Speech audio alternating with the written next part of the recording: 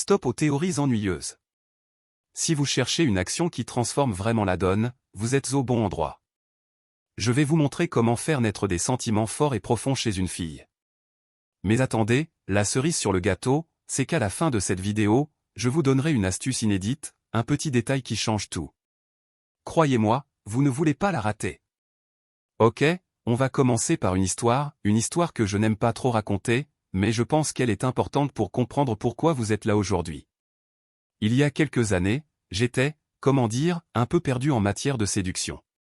J'étais du genre à penser qu'un bouquet de roses et une déclaration d'amour à la Roméo suffirait à faire chavirer n'importe quel cœur. Il y avait cette fille, appelons-la Marie. Elle était incroyable. Je pensais qu'elle était hors de ma portée. Alors, je me suis dit, ok, on sort l'artillerie lourde. J'ai organisé un dîner romantique, avec bougies, musique douce, et j'avais même préparé un petit poème.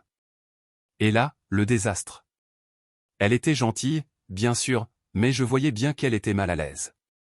Elle ne comprenait pas trop l'étalage de romantisme à la sauce film américain. Le poème, parlons-en. Bref, c'était un fiasco. J'étais déçu, frustré.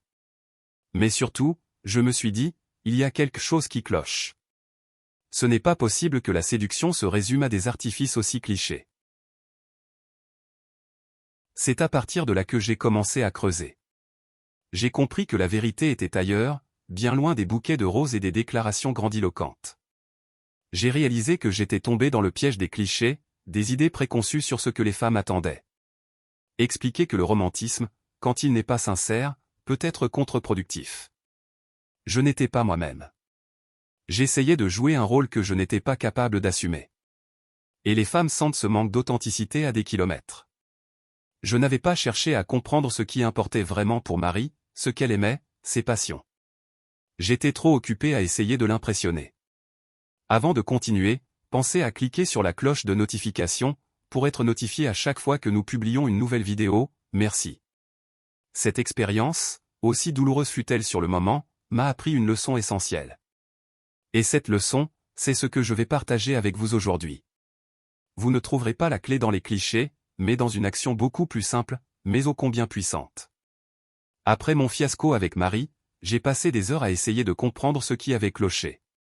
Et c'est là que j'ai réalisé que la réponse n'était pas dans les grands gestes, mais dans une action beaucoup plus subtile, beaucoup plus profonde. Alors, quelle est cette action qui a le pouvoir de changer la donne?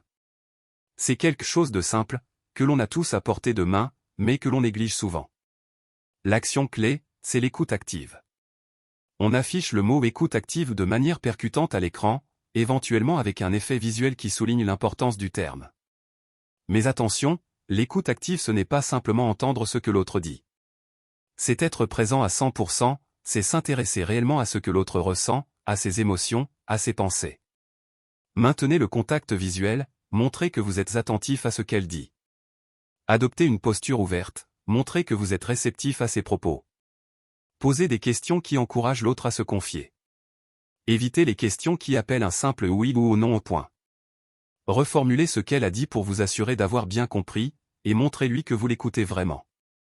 Validez ses émotions, même si vous ne les comprenez pas toujours. Montrez que vous vous souciez de ce qu'elle ressent. L'écoute active donne à la personne le sentiment d'être entendue, comprise et valorisée. Et c'est l'un des besoins fondamentaux de l'être humain. Quand vous écoutez vraiment quelqu'un, vous créez une connexion émotionnelle profonde. Vous montrez que vous vous souciez d'elle, au-delà de l'apparence. L'écoute active permet de créer une intimité progressive. On apprend à se connaître, à se confier, et c'est ainsi que les sentiments naissent. Avant de continuer, abonnez-nous à notre chaîne car nous abordons des sujets tout aussi passionnants sur les relations et les émotions. Maintenant que nous avons compris la puissance de l'écoute active, voyons comment la mettre en pratique dans des situations concrètes. On va partir de situations courantes et voir comment utiliser l'écoute active pour les rendre plus positives et constructives.